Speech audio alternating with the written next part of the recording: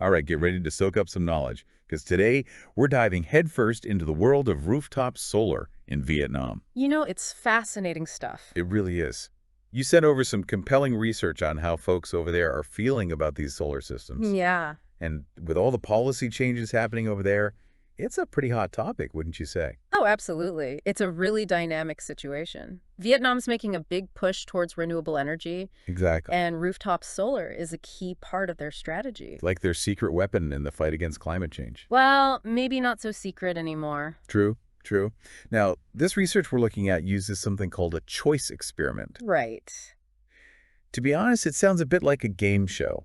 It kind of is in a way, but instead of winning prizes, you're helping researchers understand what motivates people to choose solar. Okay, I'm intrigued.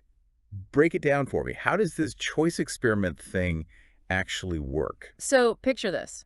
You're presented with different rooftop solar packages. Some are more expensive, some have larger batteries, some come with super long warranties. Then you pick the package that appeals to you the most. So it's like building your dream solar setup. Exactly. And by analyzing these choices, researchers can figure out what factors are most important to people when they're considering solar. I see. It's like peeking into the minds of potential solar users. You got it. And in this case, the researchers were really interested in understanding what's holding people back from going solar. That's a great question. Because let's be real, going solar is a big decision. There's the financial investment, the technology itself, Absolutely. and then you've got the whole policy landscape, which can be a bit of a minefield. It definitely can be. So to set the scene in Vietnam, they used to have this policy called a Feed-In Tariff, or FIT.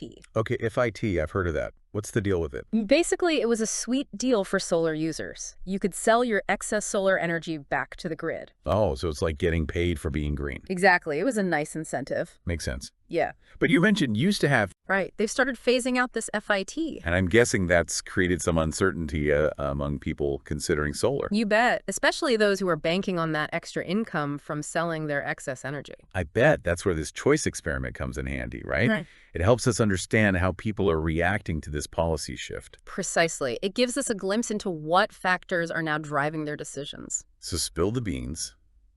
What did the researchers discover? What's top of mind for people in Vietnam when they think about rooftop solar? Well, no big surprise here. Money matters. Shock. The FIT, how much power the system could generate, and of course the upfront cost, those were the big factors influencing people's choices. That's not exactly a revelation. Solar panels aren't exactly known for being budget-friendly. True, but if the FIT was attractive enough, it could offset some of those upfront costs and make solar more appealing. I can see that. But now with the FIT disappearing, I imagine people are looking for other ways to make solar work financially. You're right on the money. They're showing a growing interest in battery systems. Aha, batteries. Let you store that solar energy and use it later when the sun's not shining. You got it. Especially at night when electricity prices tend to be higher. Smart move. Yeah, So even though the FIT is going away, people are finding new ways to make solar pencil out. exactly. They're adapting to the changing landscape. Now, here's something interesting. This study found that people who were more familiar with solar energy, maybe they'd read about it online or had a neighbor with solar panels, Right. they were more likely to consider getting it themselves. You know, it's like that saying, seeing is believing. When you see solar energy in action, it becomes less of an abstract concept and more of a tangible possibility. Absolutely. And it underscores the importance of education and exposure. The more people understand about solar, the more likely they are to embrace it. Makes sense. It's like anything new, right? That fear of the unknown can be a big barrier. Definitely. Speaking of barriers, there was one finding that caught the researchers a bit off guard. Oh, really? What was that? They discovered that a longer warranty on those solar panels didn't seem to influence people's choices as much as they expected. That's counterintuitive. You'd think a longer warranty would make people feel more secure about their investment? You would think it suggests there might be a knowledge gap when it comes to the long-term aspects of solar panels. Like people may not fully grasp how these systems perform over time and how a warranty protects them down the road. Exactly. It seems there's room for more education on the durability and reliability of these systems. So we've got the financial aspects, the need for education and awareness, and now this interesting tidbit about warranties. What really stood out to you from these findings? Anything that resonates with your own thoughts about renewable energy? What strikes me is how much those financial considerations really matter. Especially in a place like Vietnam that's still developing. Exactly. It highlights how policy uncertainty can really throw a wrench in the gears. Even if people are gung-ho about going green. Precisely. It's a balancing act for policymakers. They need to make renewable energy attractive and accessible. But without rocking the boat too much. Exactly. It's about finding that sweet spot. For sure. Yeah. Now, this research focuses on Vietnam, but are there any broader lessons we can glean from it?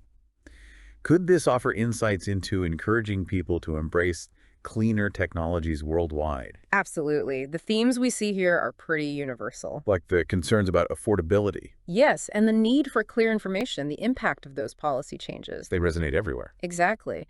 So by studying what's working and what's not in different parts of the world, we can learn from each other. And hopefully accelerate the shift towards a cleaner energy future. That's the goal.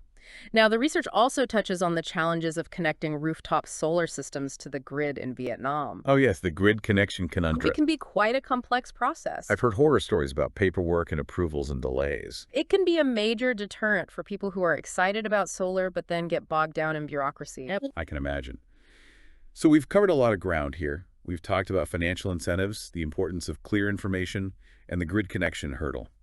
What's the big takeaway here? What are the key insights for folks who are trying to make solar energy more mainstream? Well, if we want to see widespread adoption of rooftop solar, especially as those feed-in tariffs phase out, there are a few things we need to focus on. Lay it on me.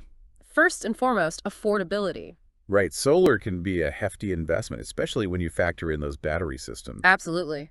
We need to explore creative financing options like low-interest loans, specifically for solar installations, and government incentives like tax breaks or rebates could make a huge difference. Those are great ideas. It's all about making solar fit into people's budgets. Exactly. Next up, transparency and education. We've got to empower people with clear, easy-to-understand information about solar technology, costs, and benefits. Absolutely. No more technical jargon, just straightforward information that everyone can grasp. And those policies need to be consistent. You said it. People need to feel confident that the rules of the game won't change on them. Otherwise, it's like building on shaky ground. Exactly. And let's not forget about those grid connection challenges. We need streamlined processes that make connecting to the grid simple and efficient. Less red tape, more green energy. Couldn't have said it better myself. We need to make going solar feel like a breeze, not a bureaucratic nightmare. It should feel like a no-brainer, a smooth transition to clean energy. Absolutely. So we've got affordability, education, and grid connection streamlined. Yeah, All crucial pieces of the puzzle. you got it. And those are really actionable steps that policymakers can take to boost solar adoption. I agree. Now, before we get too deep into the policy weeds, what about you? What jumped out at you most from these findings? Anything that particularly resonated with you? What I find fascinating is how much weight those financial factors carry, especially in a context like Vietnam. Right, a developing country. It really underscores how much those financial incentives can make or break the decision to go solar. And how policy uncertainty can create hesitancy, even among those who are fully on board with the environmental benefits. Absolutely. It's a delicate balance. It is. So this research we're unpacking is focused on Vietnam. But do you think there are any broader lessons here? Could these findings offer insights into promoting clean technologies globally? Oh, absolutely. The themes that emerge from the study, they're like universal truths when it comes to renewable energy. So these concerns about affordability, the need for clear information, those policy uncertainties. Resonate everywhere. It's like a global chorus. Exactly. So by studying what's working and what's not in different parts of the world, we can learn from each other's experiences. And hopefully pave the way for a smoother, faster transition to clean energy worldwide. Now, the research also delves into some of the practical challenges of connecting rooftop solar systems to the grid in Vietnam. Right. That whole grid connection process can be a bit of a headache. It can be. There are approvals to obtain, paperwork to navigate. A real bureaucratic maze. It can discourage even the most enthusiastic solar supporters. It's like hitting a roadblock just when you're ready to embrace the power of the sun. Exactly. It underscores the importance of streamlining those procedures. Making the process clear, efficient, and user-friendly. That's the key. If we want to see rooftop solar truly flourish. Okay, so let's recap. We've talked about those financial incentives, the need for clear and accessible information, Right. and those pesky grid connection issues. Yes. Let's distill it all down. Yeah. What's the bottom line here? What are the key takeaways for anyone trying to promote solar energy. The research is crystal clear on this. If we want to see widespread adoption of rooftop solar, especially as those feed-in tariffs fade away, there are a few critical areas to focus on, affordability being number one. Of course, the cost of solar, especially with those battery systems, can be a major barrier. It can.